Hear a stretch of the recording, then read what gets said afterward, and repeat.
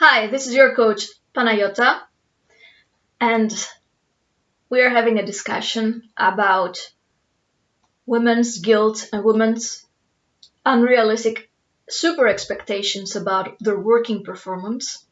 And in this part of this threefold video, I would like to start discussing with you about how to actively start dealing with those two issues, unrealistic expectations and guilt, women's guilt.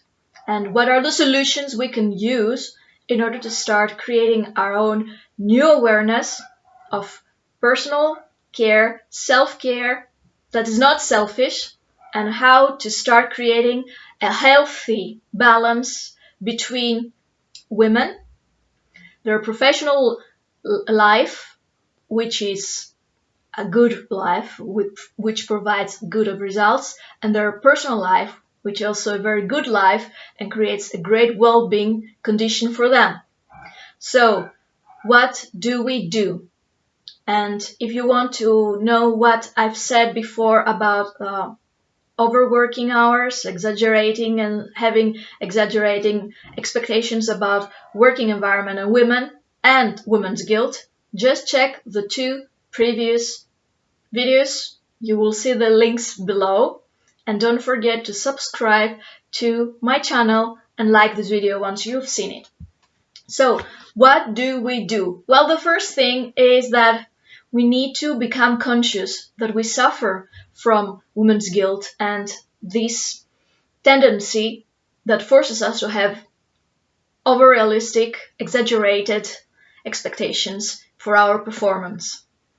And we need to become aware of that. We need to become aware of our position in society and history as women, as entities, and to understand that much of that was imposed through education and through societal norms. Things are changing. And it's not practical and it's not logical at the same time that we should overwork in order to produce something that actually is not a result for our careers, but it's a result that goes well with this culture. This culture slowly should change, not only for us, but for the benefit of the future generations of women, that they have the right to live with better conditions, and they have the right, we have to leave them a better legacy. Like women before us, they fought for a better legacy, and that's what we've got. We need to provide something a little bit more for the next generations, that they claim equal payments, equal opportunities with men, and they're able to work as well, and they are able to produce and enjoy their lives without feeling any guilt or without having wonderings and questions whether they have to provide 200% more in order to be accepted as equal with men. So this is our legacy to future generations of women, and that's very, very important and a super great motivator for us to provide.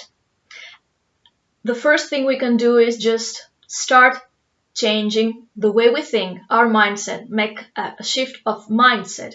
And that's how our ancestors or women ancestors started changing as well, when they realized that women were not allowed to vote. Well, how rational is that? So they started changing their mindset that yes, of course, women have to vote, because of course they're individuals and citizens of the same world and they have equal rights. So little by little we started demanding what's ours, what's understandable ours, and how we're equal to the other parts of this society. So start changing your mindset. Yes, I want to work, I want to perform well, I'm responsible. You have knowledge, you have studied, you have prepared yourself, you have the know-how, the expertise, and if you don't, well, I hope you have the accountability and you do everything to acquire your knowledge and the expertise for the domain where you are working, and that you show your responsibility to do so. And once you have all that, you know that you perform well, you know that you work, but that's it. Stop. when the working hours end every single day, just decide that you will stop because now you have other things to do too. You need to be a unique whole person.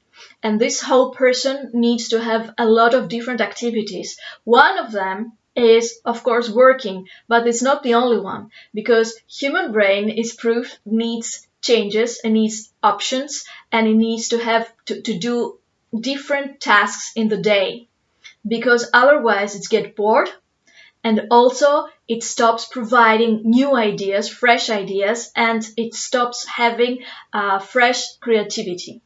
So for your own good, for your job's good, and for your performance's good, it's important for you to work few hours, the hours that they are prescribed for you to work, 8 hours, you work 6 hours, 8 hours, that's it. And the next part of the day, it's important for you to decide to do other things too. Well, these things make part of your lifestyle. You have children, you take care of your children, you have a family life, you have a husband, children, or other family members or friends. You take care and you spend time with them. You also take care of yourself, and that's super important. At least 1 hour per day. It's super, super important that you take care of yourself. What does this mean? Well, either you exercise. I just say it's indicative, the 1 hour. I hope really that you can do more than this, but for many people, 1 hour, they say already it's a miracle to have it. So I just stick with the basics right now. If you manage to change your mindset, well, then you will be able to change the hours and the quantity of hours that you decide to keep for yourself, and how you will repartition your hours inside the day.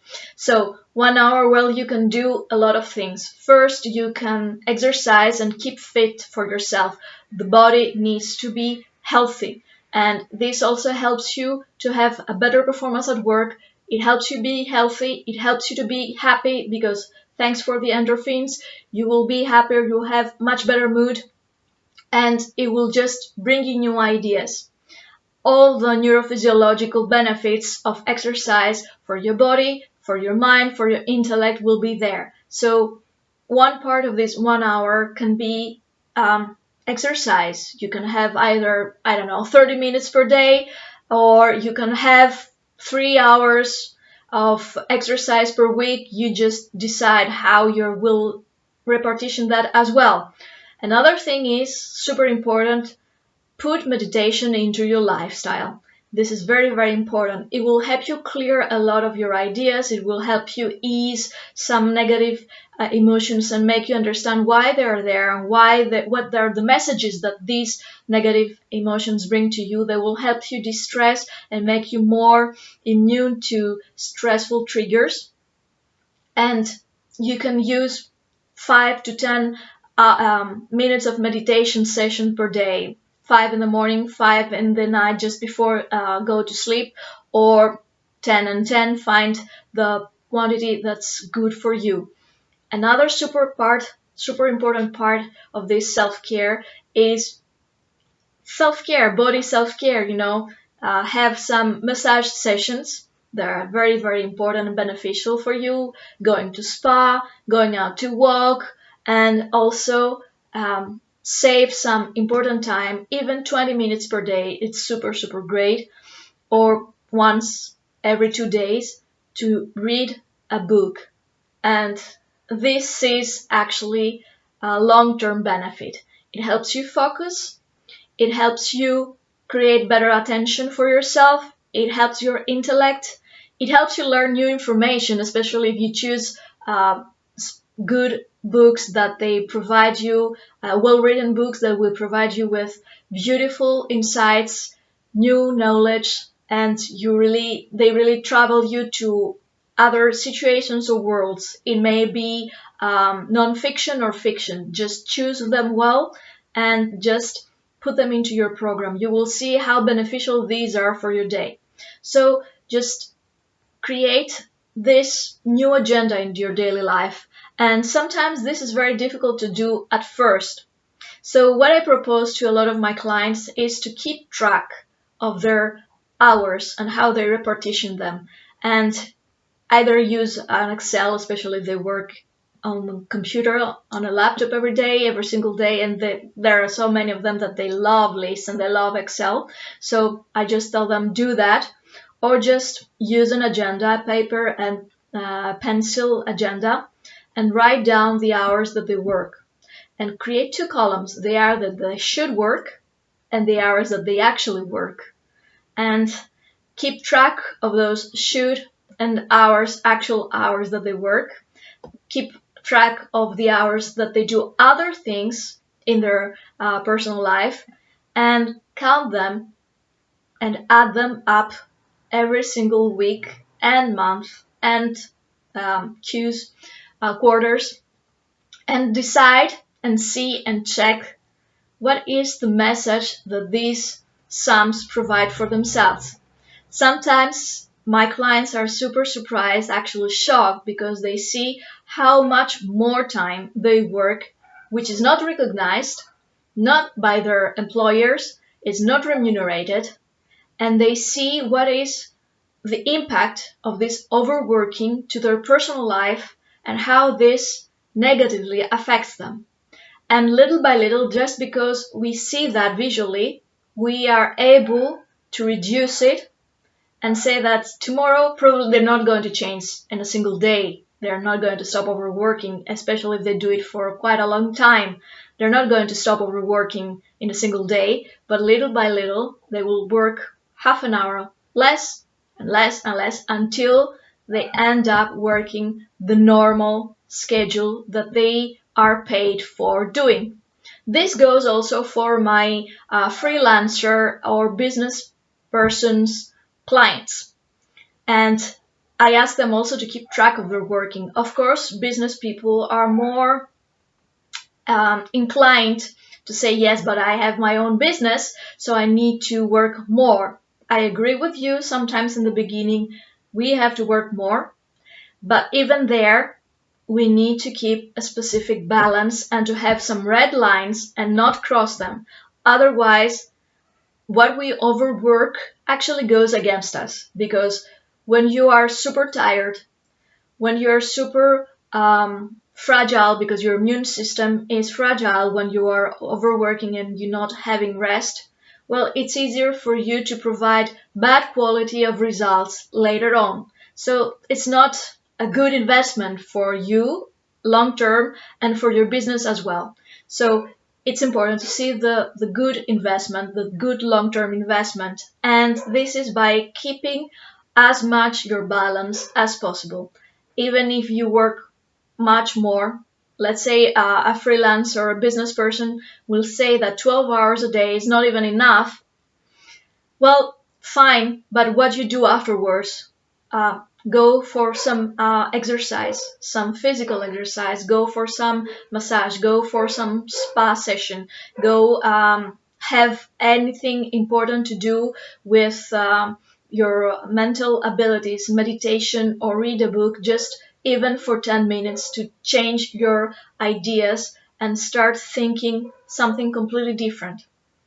These things are super important. Another great thing for women to become more aware of their situation of overworking, of women's guilt, is to seek the support of other women and find groups of women. There are plenty of them in the internet. You can find them in all the social media platforms: Facebook, Instagram, Reddit, or Discord, TikTok, YouTube. You can find a lot of communities of women, and you will become member of those communities and see what other women say about their own experiences and seek their support, exchange ideas. And learning from other women is very, very enlightening and very, very encouraging in order to help you create a more solid awareness about why women are more prone to women's guilt and overworking, having those unrealistic, super exaggerated ideas about working performance. And this is very, very helpful and life changing. So go and find those communities and go ask for help. This also helps women to start learning to ask for help. We don't ask for help. We women, we can do everything. We are superhumans. We can do everything and we can manage everything. That's the culture that we are brought up to. And we hesitate to ask for other people's help because probably because they will misjudge us, or they will actually tag us as the person who is invalid or not able to do things. No, we can ask for educated help. That means we understand what is the part of our work that needs help, and we recognize what is the specific help and how we will ask other people to help us with that. It's an educated ask for help, not just a cry for help. If you don't ask for an educated help, probably in the end you will end up crying for help. So it's super nice to become aware of all these women guilds, become part of those communities, women communities that support each other, professional women communities. And another super important thing is find and hire your own success coach, preferably woman. And it's not self-advertising here, but I see how it works and I see how it has a great impact in people's life. And I asked for my woman coach as well to coach me, and that was a great help and a wide opening a life experience. So ask for your personal success coach to help you, to guide you, to help you overcome this false belief that you need to overwork, help you with specific tools and systems how to deal with the overworking, how to reduce it, with the unrealistic expectations you have from yourself, and how to actually fuel or your creative energy to do exactly and precisely and intentionally the goals that you really want to do in your professional and your personal life as well, and keep a healthy and wholesome balance of those two things, your personal and professional life. And don't forget to keep track of your working hours, keep your calendar, the Excel we said, or your agenda, and write down the hours that you work.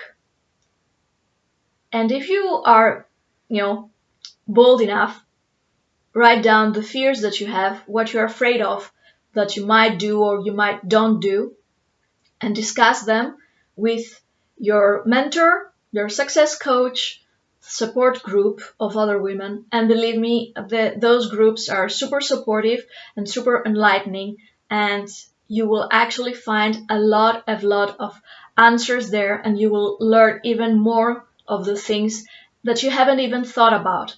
So be strong, be open to new ideas, seek for support from other women. They are there for you, eager to help you, and they will be happy to do that and happy to share their own experiences with you. And don't forget to subscribe to this channel and like this video. Below you will see the link from the previous two videos, and I hope to see you soon. And don't forget that you always have your free coaching session to claim with me, and you can do it below with the link right here, right now. See you soon. Bye.